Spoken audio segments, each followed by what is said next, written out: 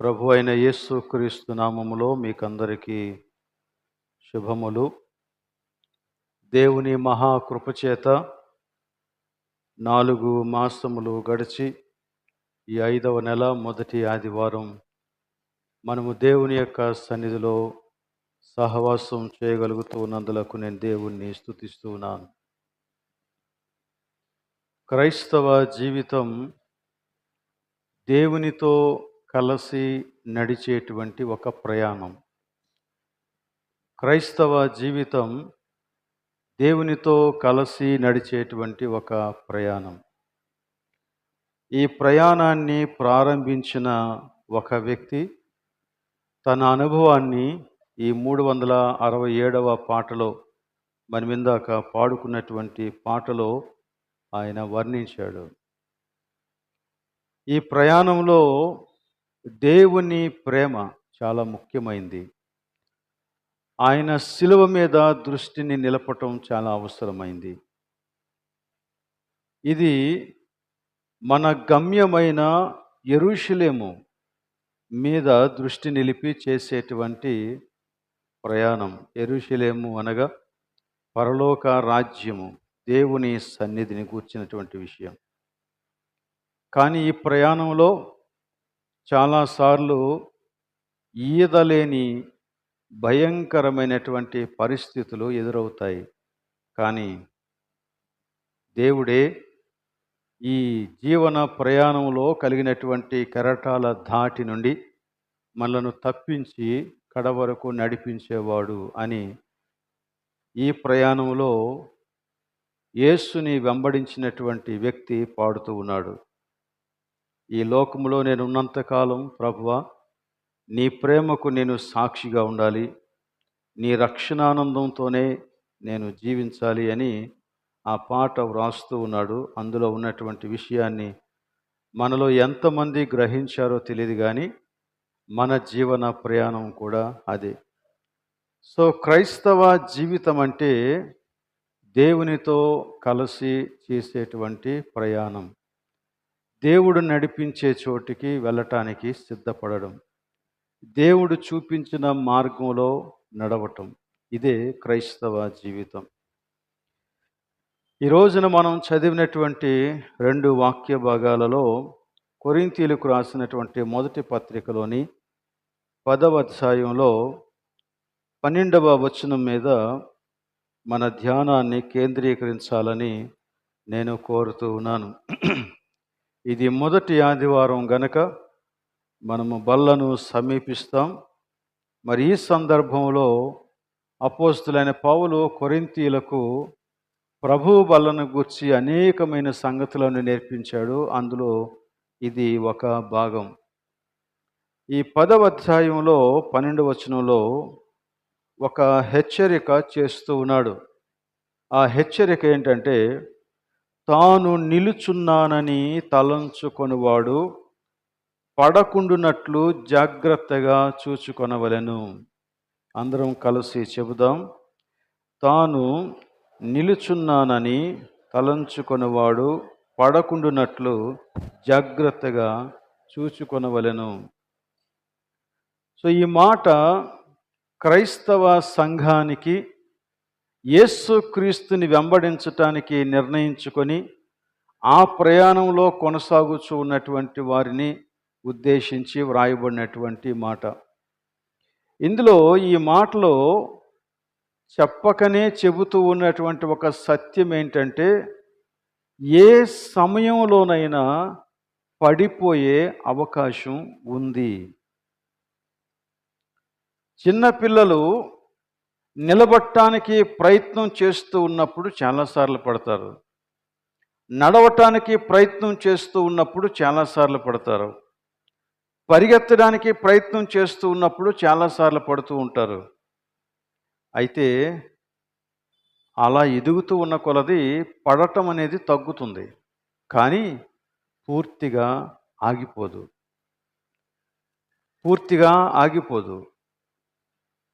ఏ సమయంలోనైనా పడేటువంటి అవకాశం ఉంది.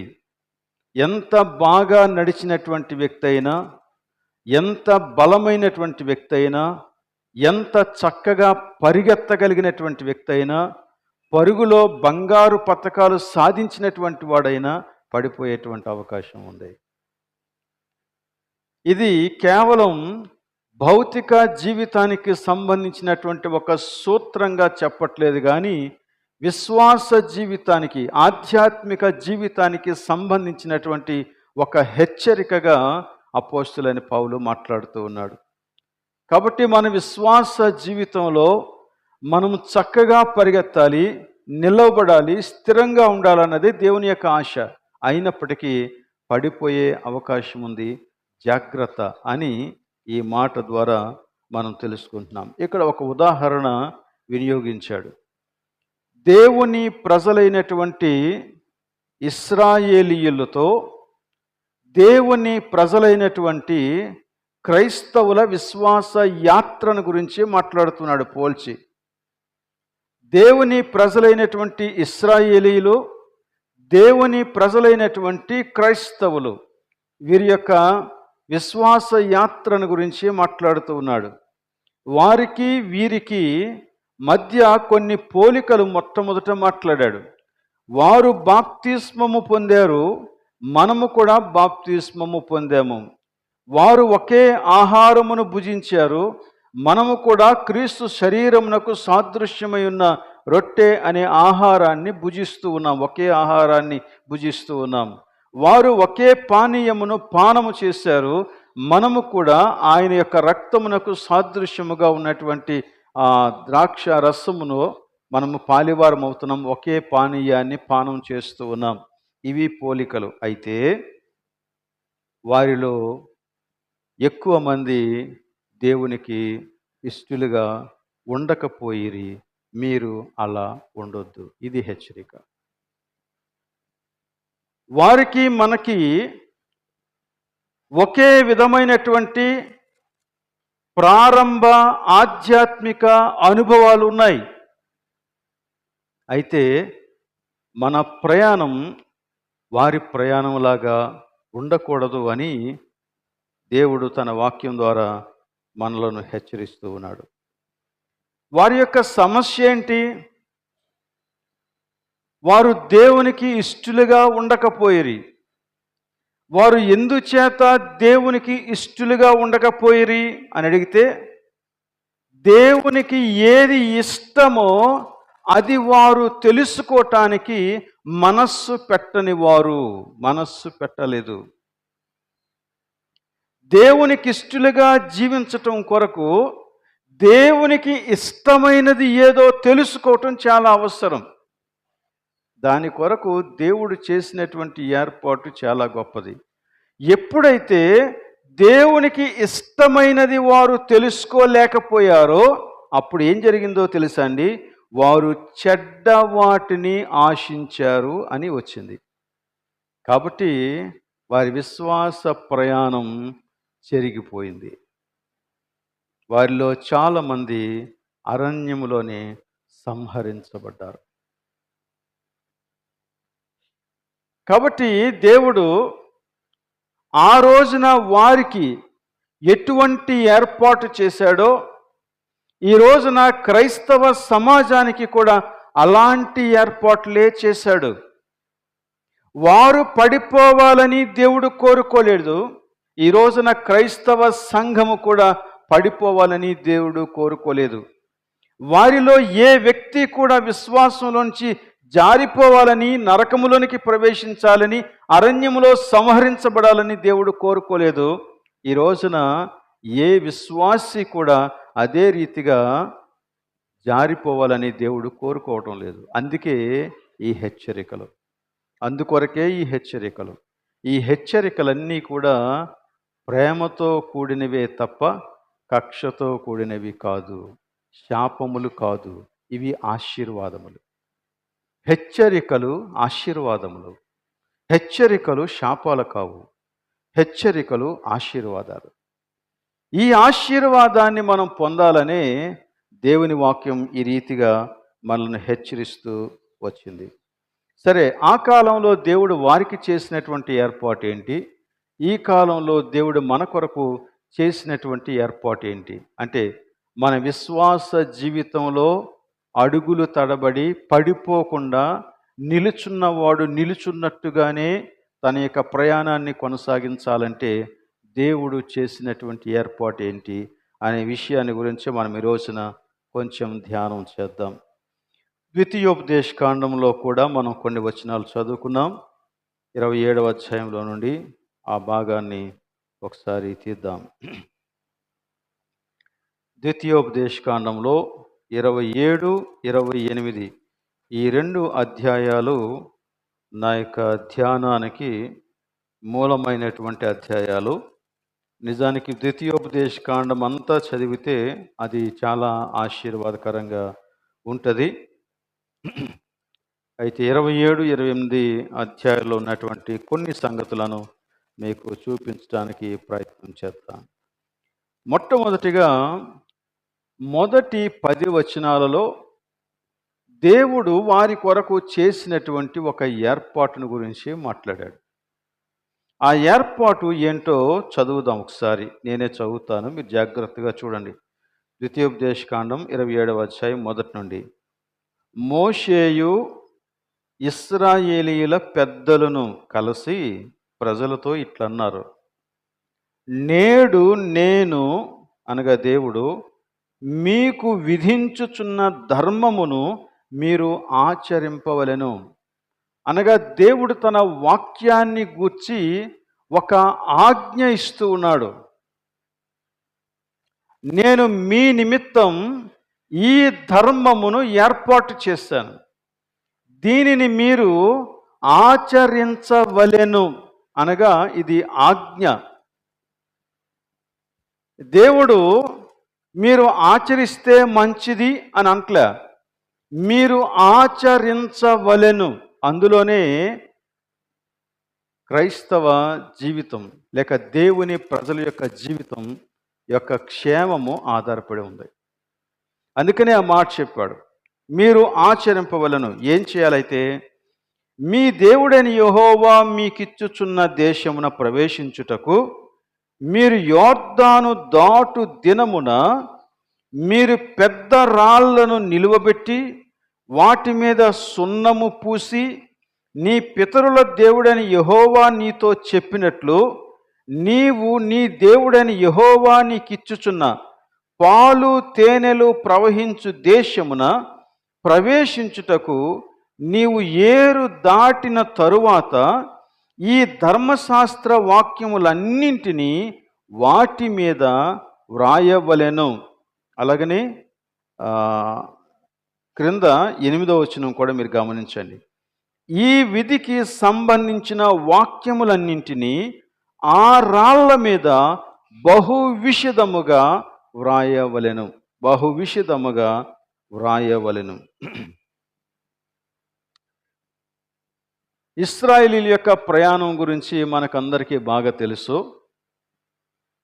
వారు ఐగుప్తు దేశములో చాలా కాలం ఉన్న తరువాత దేవుడు వారి యొక్క మొర విని వారిని కనికరించి ఐగుప్తు దేశంలో నుండి మోషే నాయకత్వంలో వారిని బయటకు తీసుకొని వచ్చాడు.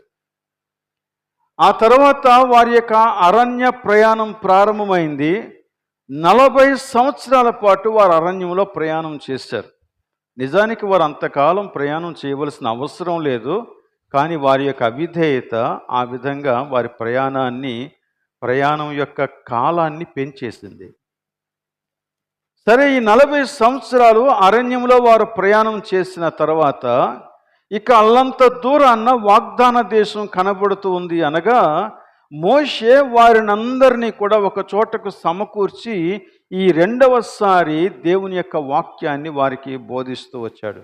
ఆ సమయంలో దేవుడు చాలా స్పెసిఫిక్గా తన ధర్మశాస్త్రాన్ని గూర్చినటువంటి మాటలు తెలియజేశాడు అన్నమాట. అందులో ఇది ఒక మాట. వారింకా ఆ యోర్దాను నదిని దాటితే కనాను దేశంలోనికి ప్రవేశించేస్తారు. ఆ యోర్దాను నది దాటక ముందు వారందరినీ సమకూర్చి దేవుడు తన యొక్క ప్రవక్త ద్వారా లేక తాను నియమించుకున్న మోషే అనే సేవకుని ద్వారా మోషేతో పాటు మోషేతో ఏకీభవించి నిలిచినటువంటి పెద్దల ద్వారా ఇశ్రాయేలు సమాజాన్ని హెచ్చరిస్తూ ఉన్నాడు. ఏమని హెచ్చరిక చేస్తూ ఉన్నాడంటే, మీరు ఈ నదిని దాటి అవతలకు వెళ్ళినప్పుడు చేయవలసిన మొదటి పని ఏంటి అంటే, రాళ్ళు తీసుకోండి, పెద్ద రాళ్ళను తీసుకోండి, ఆ పర్వతం మీద నిలబెట్టండి. ఎందుకు పర్వతం మీద అంటే అందరికీ కనపడాల కాబట్టి పర్వతం మీద నిలబెట్టండి. దానికి తెల్లని సున్నం పూయండి. ఆ తెల్లని సున్నం మీద నా ధర్మశాస్త్రం అంతటిని కూడా ప్రజలు చదువుకోవటానికి వీలుగా వ్రాయండి అన్నాడు అన్నమాట. ఇది దేవుడు చేసినటువంటి ఏర్పాటు. వారు దేశంలోనికి ప్రవేశించిన వెంటనే మొట్టమొదట చేయవలసినటువంటి పని ఇదే. ఈ పని చేసిన తర్వాత ఈ ఇశ్రాయేలీయులందరూ ఆ పర్వతాల నడుమ సంచరిస్తూ ఉన్నప్పుడు, లేక ఆ వైపుగా వారు ప్రయాణం చేస్తూ ఉన్నప్పుడు, అది ప్రవేశ ద్వారం గనక ఆ ద్వారంలో వారు ప్రవేశం చేస్తూ ఉన్నప్పుడు ప్రతిసారి వారికి కనపడేది ఏంటంటే దేవుని యొక్క వాక్యము, దేవుని యొక్క ధర్మశాస్త్రం. అది వారికి నిత్యము కనపడాల, నిత్యము కనపడాలి. దేవుని ప్రజలకి దేవుని వాక్యానికి ఏంటి సంబంధం? ప్రజలందరూ లోకంలో జీవిస్తూ ఉన్నారు కదా, వారందరికీ లేనటువంటి కట్టుబాటు, వారందరికీ లేనటువంటి ధర్మశాస్త్రం, వారందరికీ లేనటువంటి దేవుని యొక్క వాక్యం మనం ఎందుకు అంత సీరియస్గా తీసుకోవాలి? అది లేకుండా మన ప్రయాణం సాగదా? అది లేకుండా మన దినాలు గడవా? ఎందుచేత దేవుడు ఎంతగా వారికి నొక్కి చెబుతూ ఉన్నాడు అని అడిగితే, ఆ 8వ వచనంలో చాలా చక్కని మాట చెప్పాడండి. మీకు దేవుని వాక్యం ఎందుకు అవసరము అనేటువంటి సంగతిని గురించి 10వ వచనం, 27వ అధ్యాయం 10వ వచనం. నేడు మీరు మీ దేవుడైన యెహోవాకు ఎవరైతిరి? స్వజనమైతిరి గనుక మీ దేవుడని యెహోవా మాట వినాలి. అంతే. ఎంత స్పష్టంగా దేవుని వాక్యం మాట్లాడుతూ ఉందో మీరు గమనించండి. ఎందుచేత ఒక క్రైస్తవ విశ్వాసికి దేవుని వాక్యము అంత అవసరం. వారు అడుగు వేసినా, అడుగు తీసినా, వారు మాట్లాడినా, మౌనంగా ఉన్నా, వారు ఏ వైపు చూసినా, ఎలా ప్రవర్తించినా, అన్ని విషయాలలో కూడా దేవుని వాక్యాన్ని బట్టి ప్రతీదీ పడాలా. దేవుని వాక్యాన్ని బట్టి ప్రతీదీ సరిచేయబడాల. ఎందుకు అంత ఎక్కువగా దేవుని వాక్యానికి క్రైస్తవులు విలువనివ్వాలి అంటే దానికి కారణం ఒకటే చెప్పాడు. ఏం చెప్పాడంటే, ఈ రోజున మీరు దేవుని ప్రజలయ్యారు. మీరు దేవుని ప్రజలు కాబట్టి దేవుని మాట వినాల్సిందే.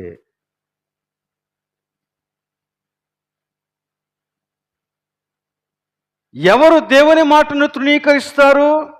దీన్ని మరలా రివర్స్లో ఆలోచన చేస్తే, ఎవరు దేవుని ప్రజలు కారో వారు.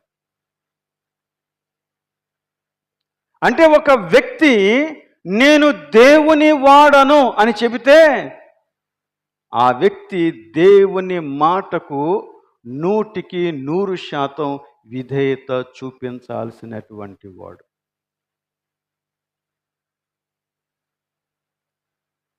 ఇంకొక ప్రత్యామ్నాయం ఏదైనా ఉందా అని అడిగితే లేదు.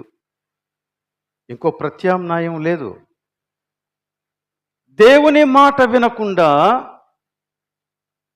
నేను ఎక్కడైనా ఒక ఆలయాన్ని కట్టిస్తే పని జరుగుతుందా? జరగదు. దేవుని మాట వినకుండా నేను ఒక మిషనరీని పోషిస్తే పని జరుగుతుందా? జరగదు. నువ్వు దేవుని వాడవు కావు. దేవుని మాట వినకుండా నేను వాక్యాన్ని ప్రకటిస్తే నో యూస్. సో దేవుడు తన ప్రజల దగ్గర నుంచి ఎక్స్పెక్ట్ చేసేటువంటి మొదటి విషయం ఇదే. ఇదే మొదటిది, ఇదే ఆఖరిది కూడా. ఇదే జీవితం. ఇదే జీవితం. దేవుని వాక్యంతో సంబంధం లేని క్రైస్తవుడు ఉండడు. దేవుని వాక్యానికి విధేయత చూపించని విశ్వాసి కాడు.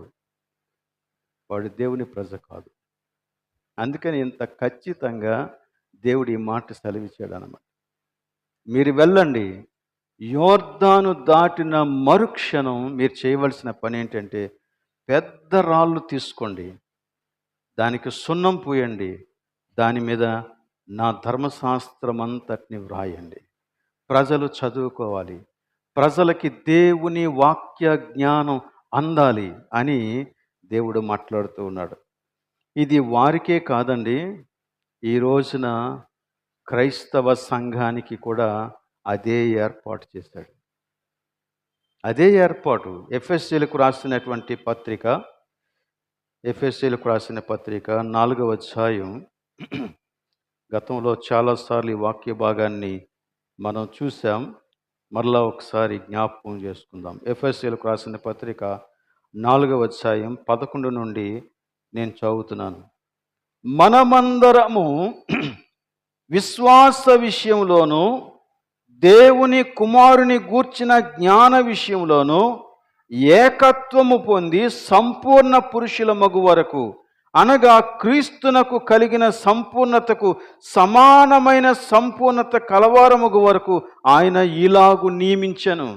ఎలాగు నియమించానంటే, పరిశుద్ధులు సంపూర్ణులగునట్లు క్రీస్తు శరీరము క్షేమాభివృద్ధి చెందుటకును పరిచర్య ధర్మము జరుగుటకును ఆయన కొందరిని అపోస్తలులను గాను, కొందరిని ప్రవక్తలను గాను, కొందరిని సువార్తికులను గాను, కొందరిని కాపరులను గాను, ఉపదేశకులను గాను నియమించెను.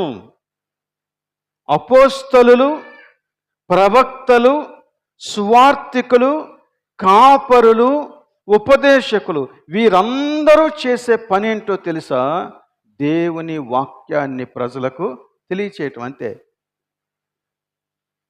ప్రవక్త దేవుని మాటలను ప్రజలకు ప్రకటిస్తాడు. అపోస్తలుడు దేవుని యొక్క మాటను సంఘానికి అందించాడు.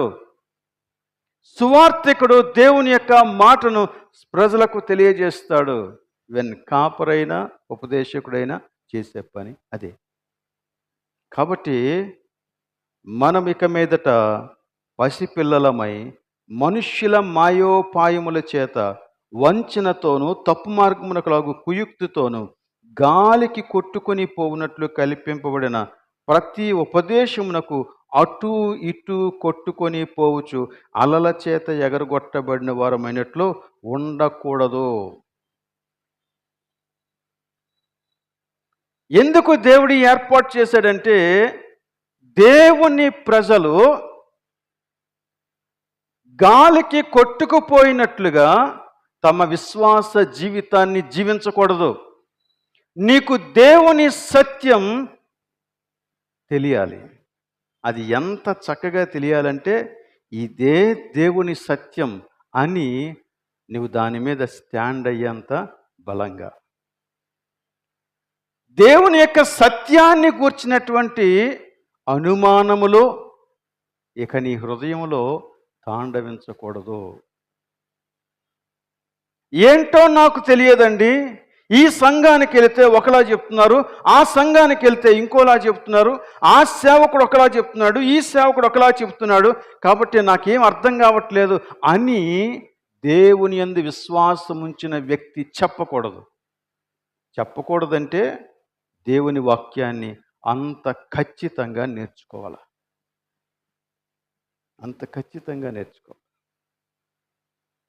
అందుకే దేవుడు ఏర్పాటు చేశాడు. ఇశ్రాయేలీయుల కోసము అదే ఏర్పాటు చేశాడు, మనకి కూడా అదే ఏర్పాటు చేశాడు. అందుచేతనే మనం కూడుకున్న ప్రతిసారి దేవుని వాక్యాన్ని ప్రకటిస్తాం. దేవుని వాక్యాన్ని ప్రకటించినప్పుడు దీని యొక్క ఉద్దేశం ఏంటంటే ఈ దేవుని వాక్యాన్ని నేర్చుకొని దానిని అనుసరించి ఆ ప్రకారంగా జీవించి దేవునితో మనం కలిసి నడవాలనేది దేవుని యొక్క ఉద్దేశం. ఇది కాలక్షేపం కాదు. ఇది కాలక్షేపం కాదు. ఇదేదో ఇలా ప్రకటించి ఇలాగ ఒక క్రమంలో ఇలాంటి ఒక క్రమాన్ని ఆచరిస్తే దేవుడు ఆశీర్వదిస్తాడని కూడా కాదు. దేవుని ఆశీర్వాదం దేవుని యొక్క మాటను వినటం వలన, విధేయత చూపించటం వలన మాత్రమే మనం పొందుకోగలం. ఇక దేనిని బట్టి కూడా కాదు. సో ఇది మొదటి విషయం, దేవుడు వారికి చెప్పినటువంటి సంగతి. ఇక రెండో విషయం ఇంకోటి ఉందండి. మరలా ద్వితీయోపదేశకాండంలోనికి రండి. 27వ అధ్యాయంలో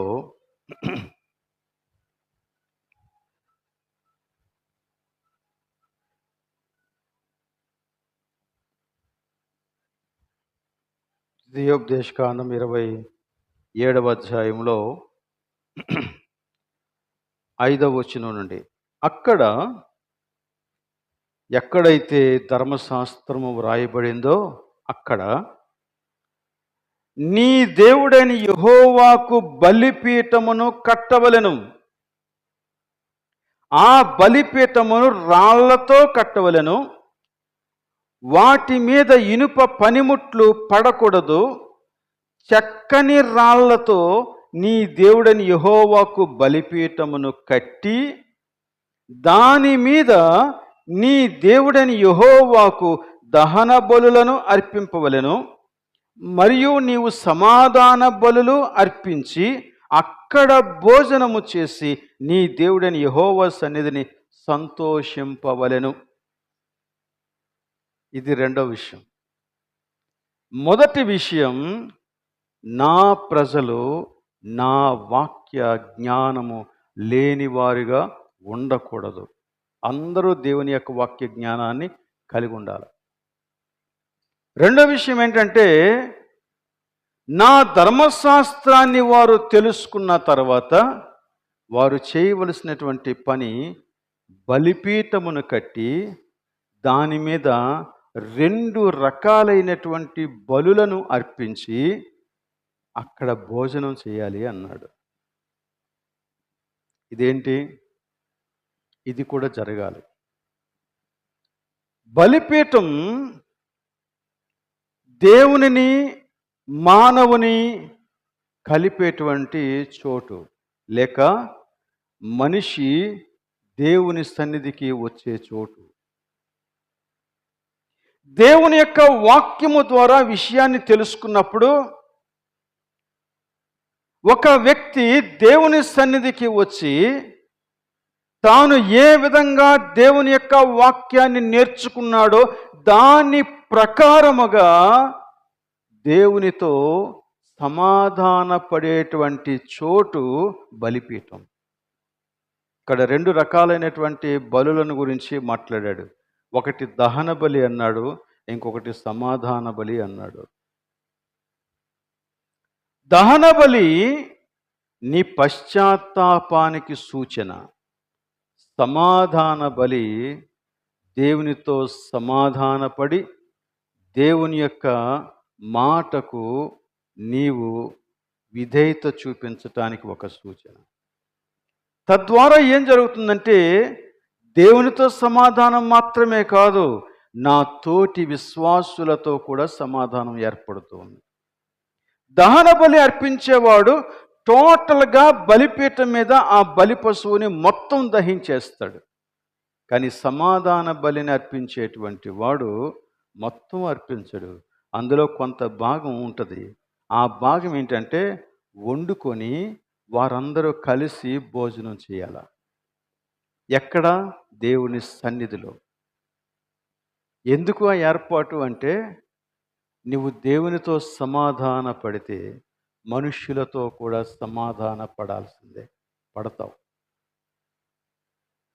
ఈ సమాధానకరమైనటువంటి స్థితి దేవుని వాక్యానికి లోబడినటువంటి వారి దగ్గర మాత్రమే మనం చూడగలుగుతాం.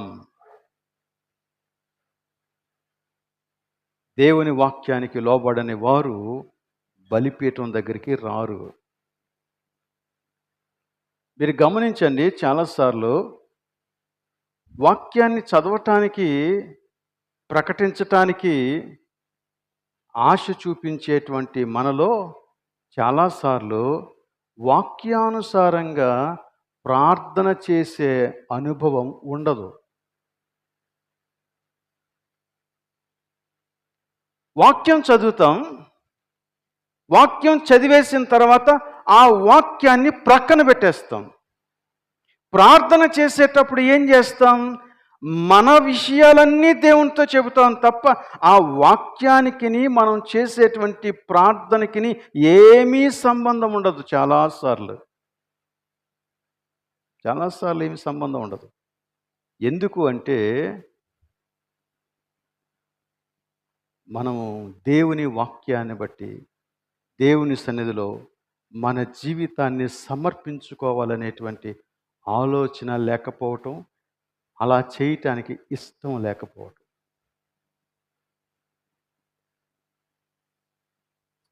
దేవుడు మనకి కూడా ఇలాంటి ఒక ఆచారాన్ని లేక ఒక ఏర్పాటుని దేవుడు చేశాడు. ఎఫెసీ పత్రిక 4వ అధ్యాయంలోనే మొదటి నుంచి మనం కొన్ని వచనాలు చదివితే, ఆత్మ కలిగించు సమాధానమును బంధాన్ని, ఈ ఐక్యతను మీరు కాపాడుకోండి అని మాట్లాడు.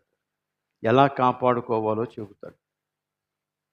దాని కొరకు దేవుడు చేసిన ఏర్పాటు ఏంటి అంటే, మీరందరూ ఒక చోటికి సమాజంగా కూడిరండి.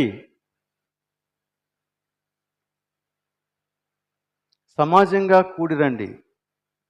ఎందుకు సమాజంగా కూడి రావాలి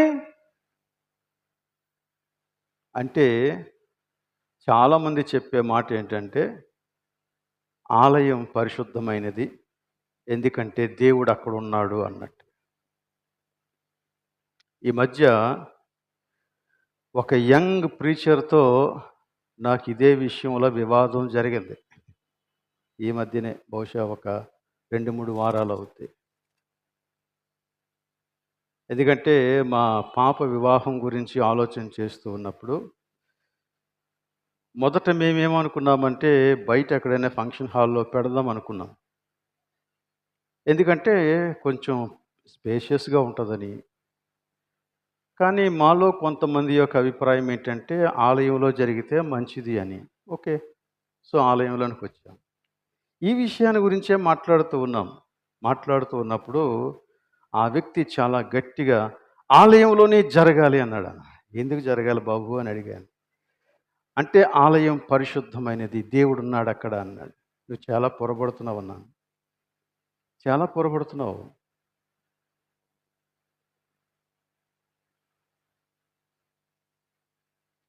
దేవుడు ఆలయాలలో నివసించేవాడు కాడు.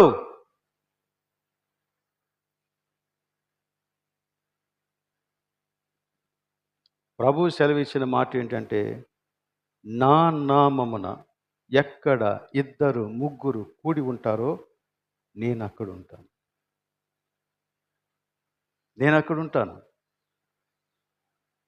దేవుడు మనలో ఉన్నాడు, మనతో ఉన్నాడు. ఆయన ఆలయంలో, గుడి గోడల మధ్యలో నివాసం చేసేవాడు కానే కాడు. కానీ ఈ రోజున సమాజంగా కూడవలసినటువంటి ఉద్దేశం ఏంటో మరిచిపోయి చాలామంది ఇదే ఆలోచనతో ఆలయం చుట్టూ తిరుగుతున్నారండి. ఒక విధంగా చెప్పాలంటే గుడి గోడలకు ఉన్నటువంటి విలువ గుడిలో ఆరాధించేటువంటి వారికి ఇవ్వం మనం.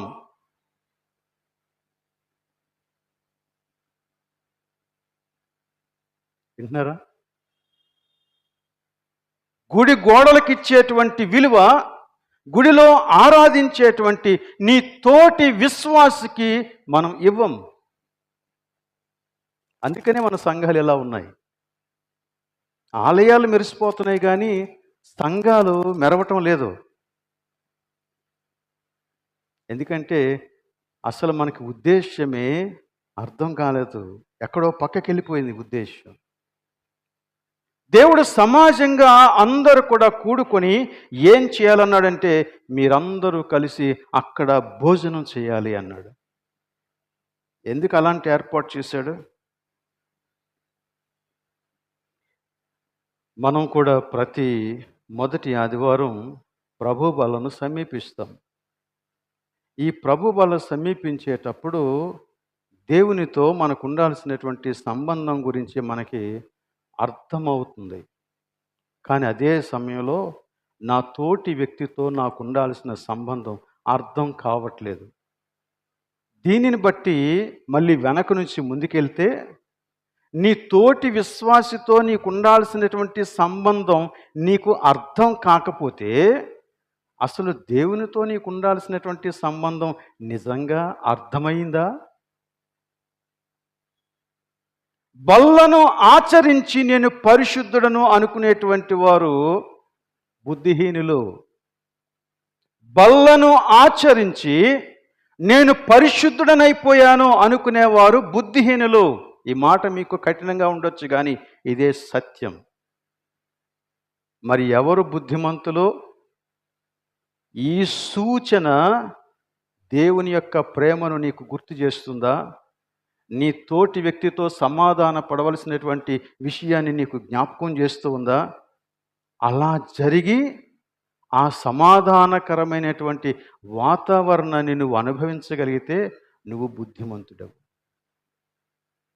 దీనికోసం నేను తగ్గాలి. నేను అతిశయిస్తే, గర్వపడితే సమాధాన పడలేను. అది చాలా విచిత్రంగా ఉంటుందండి. ఆ వ్యక్తి ఇస్తే నేను తీసుకోనండి బల్ల. ఓకే,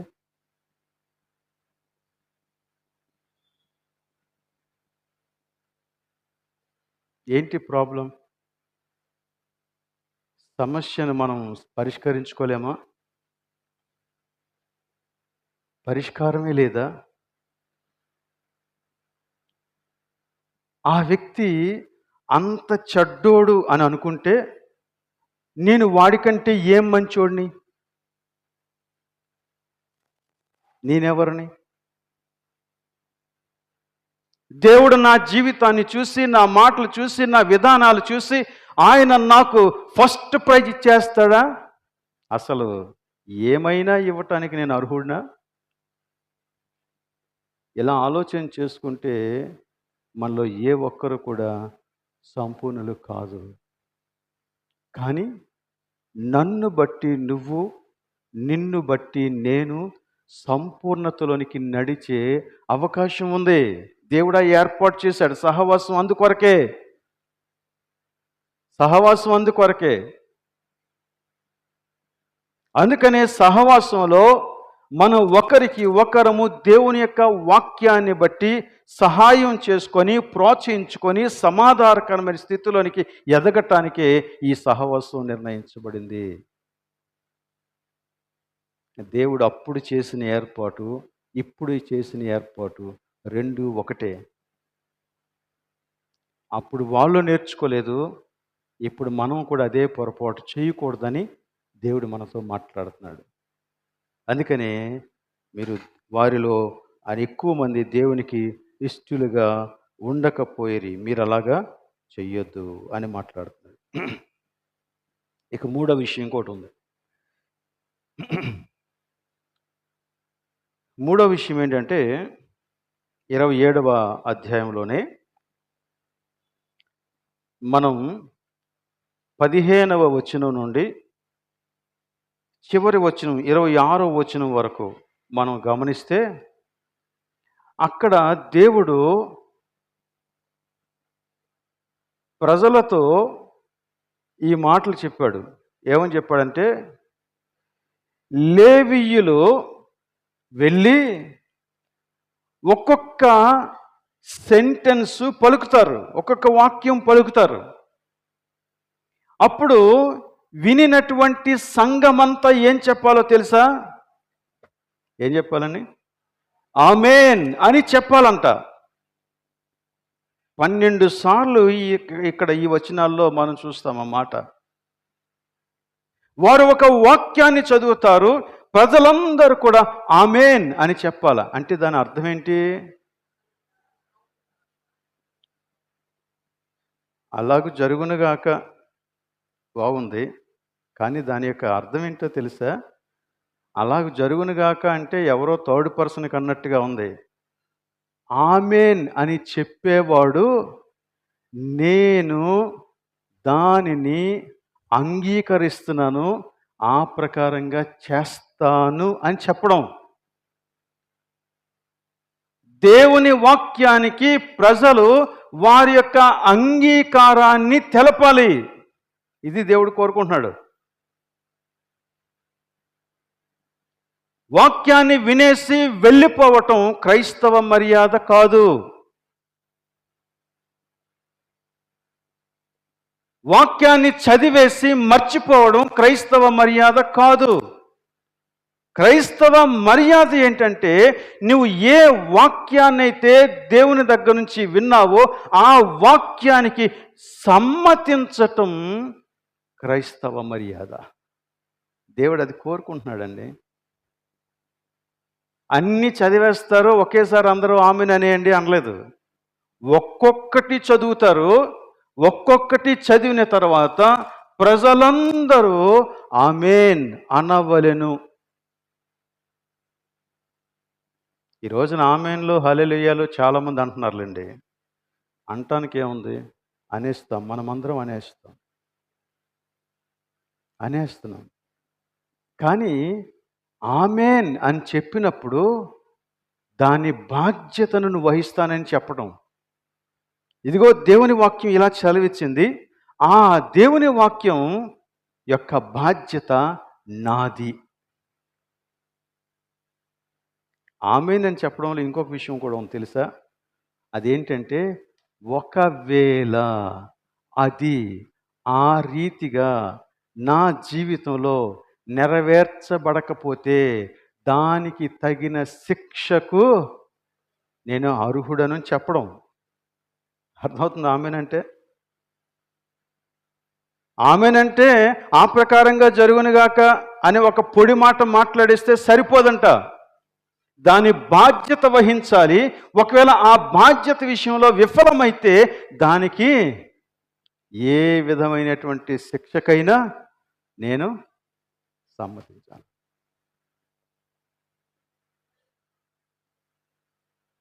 అంటే దాని పూర్తి బాధ్యత నేను వహిస్తాను. అది ఆమేన్ యొక్క అర్థం. కాబట్టి ప్రజలు ఆమేన్ అనే ఈ మాట ఊరకనే చెప్పకూడదు.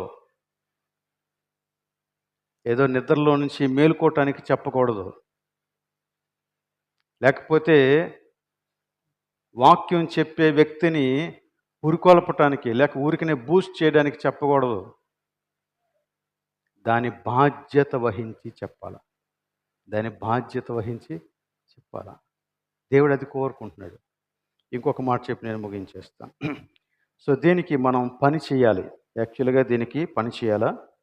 దీనికి సంబంధించి పేతురు 2వ పత్రికలో 1వ అధ్యాయంలో 5 నుండి 11 వరకు ఉండేటువంటి మాటలు మీరు ఇంటి దగ్గర చదువుకోండి. నేను దాన్ని వివరించడానికి సమయం ఇప్పుడు లేదు కనుక నేను వివరించడం లేదు. కాకపోతే అందులో 11వ వచనంలో ఇలా ఉంటుంది, ఇట్టి క్రియలు మీరు చేయువారైతే ఎప్పుడునూ తొట్టెళ్ళరు.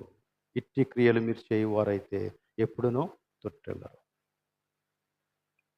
ఓకే, ఇక 4వ విషయం ఇంకోటి ఉంది. 29వ అధ్యాయం ద్వితీయోపదేశకాండం 19-20 వచనాలు. 30వ అధ్యాయం 19-20 వచనాలు. ఇక్కడ దేవుడు అన్నీ తెలియచెప్పిన తర్వాత ఈ మాట మాట్లాడుతున్నాడు. నేడు జీవమును మరణమును అనగా ఆశీర్వాదమును శాపమును నేను నీ ఎదుట ఉంచి భూమి ఆకాశములను మీ మీద సాక్షులుగా పిలుచుచు ఉన్నాను.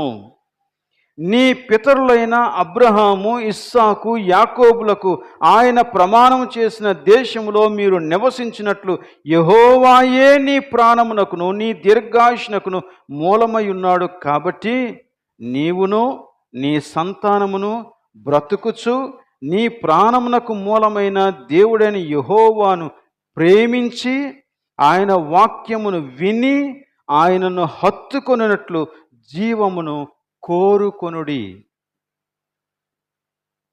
నాలుగవది, మనము పడిపోకుండా జాగ్రత్త పడటానికి నాలుగో విషయం ఏంటంటే, నీ మార్గమును జాగ్రత్తగా ఎంపిక చేసుకో. నీ చుట్టూ ఉన్న లోకము జీవించినట్లుగా నువ్వు జీవించకూడదు. దేవుడు అలా నిర్ణయించలేదు మనల్ని. నీ మాటలను, నీ అలవాట్లను, నీ మార్గములను, నీ ప్రవర్తనను నువ్వు ఎంపిక చేసుకోవాలి. నువ్వు ఏం కోరుకోవాలో చెప్పాడు ఇక్కడ. నీ చుట్టూ ఉన్నవారు చాలామంది ఉన్నారు. ఇక్కడ మీరు గమనిస్తేనండి, వీరు ఇశ్రాయేలీయులు ప్రవేశించేది ఏ దేశం అండి? అది కనాన్ దేశం. దానికి ఇంకో మాట ఉంది, పాలు తేనెలు ప్రవహించేటువంటి దేశం. కానీ అంటే సర్వసమృద్ధి గల దేశం. కానీ ఈ సమృద్ధి నీకు దేశాన్ని బట్టి రాదు, నేలను బట్టి రాదు.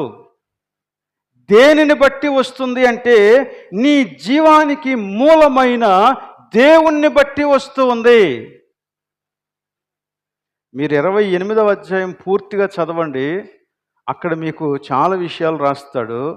పాలు తేనెలు ప్రవహించేటువంటి దేశంలో, సర్వ సమృద్ధి కలిగినటువంటి దేశంలో దేవుని ప్రజలు దేవుని యొక్క వాక్యానికి విధేయత చూపించకపోతే మీ సమృద్ధి అంతా ఆవిరైపోతుంది.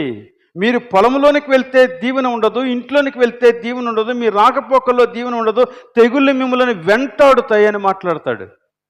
ఇదేంటి ప్రభువా ఎలాగంటే, నిన్ను దీవించేది నీవు నివసించే చోటు కాదు బాబు, నువ్వు విధేయత చూపించే దేవుని మాట. దేవుడు నీ పక్షంగా ఉంటే ఎడారులైనా సెలయేర్లు అయిపోతాయి. అందుకే అక్కడే వారితో చాలా క్లియర్గా మాట్లాడాడు. మీరు ఒక్కసారి గమనించుకోండి. నేను మిమ్మలను అరణ్య మార్గం అంతా నడిపించినప్పుడు మీరు విత్తనం వేయలేదు, కానీ మీకు సమృద్ధి అయిన ఆహారాన్ని నేను ఇచ్చాను.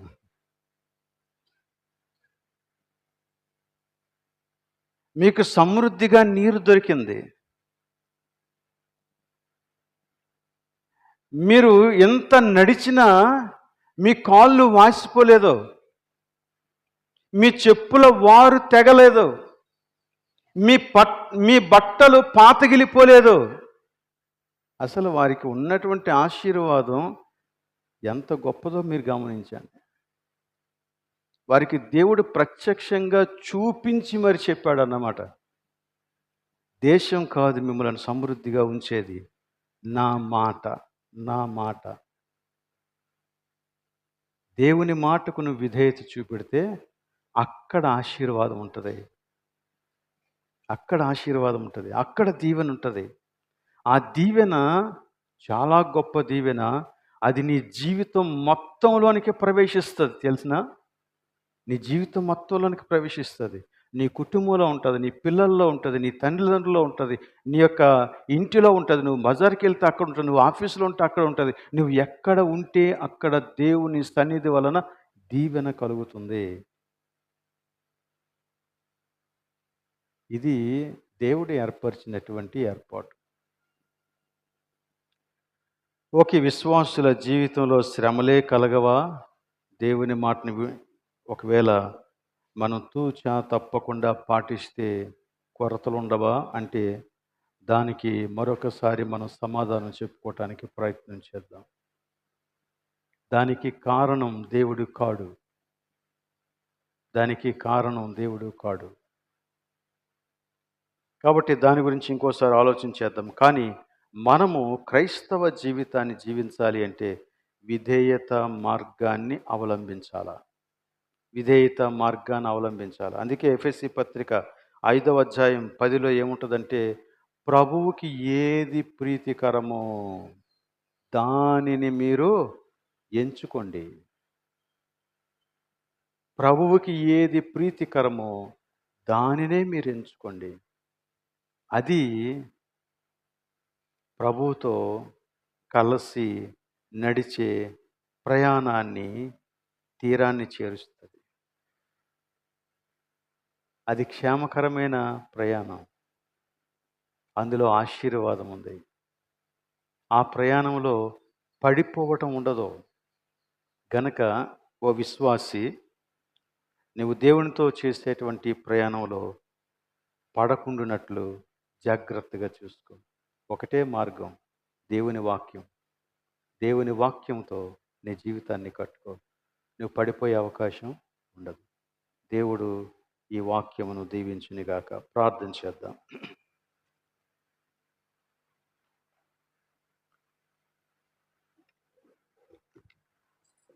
ప్రేమ కలిగిన మా ప్రభువా, నీవెంతైనా నమ్మదగిన దేవుడవు. నీ మాట యథార్థం, నీ మాట సత్యమైంది. నీ మాట క్లిష్టమైంది కాదు. మనుష్యులందరికీ విషిదమయ్యే రీతిగా నీవు నీ మాటలను మాకు తెలియజేస్తూ ఉన్నావు.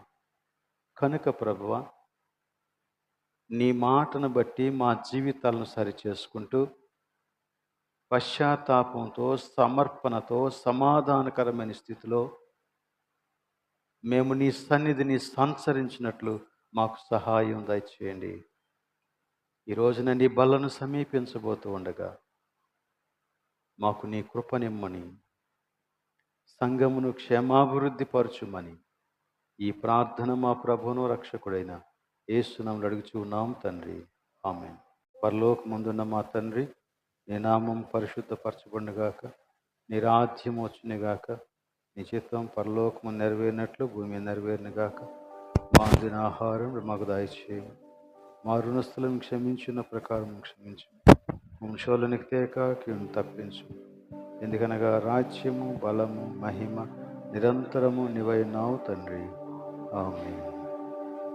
తొట్టిల్లకుండా మిమ్మను కాపాడుటకును, తన మహిమ ఎదుట ఆనందముతో నిర్దోషులుగా మిమ్మల్ని నిలబెట్టుటకును మన తండ్రి అయిన దేవుని ప్రేమ, కుమారుడైన యేసు క్రీస్తు యొక్క కృప, పరిశుద్ధాత్మీయ అన్యోన్య సహవాసం ఇక్కడ చేరిన మనకందరకు, మన కుటుంబములకు, సంఘమంతటికి సదాకాలము తోడే ఉండునుగాక. ఆమేన్.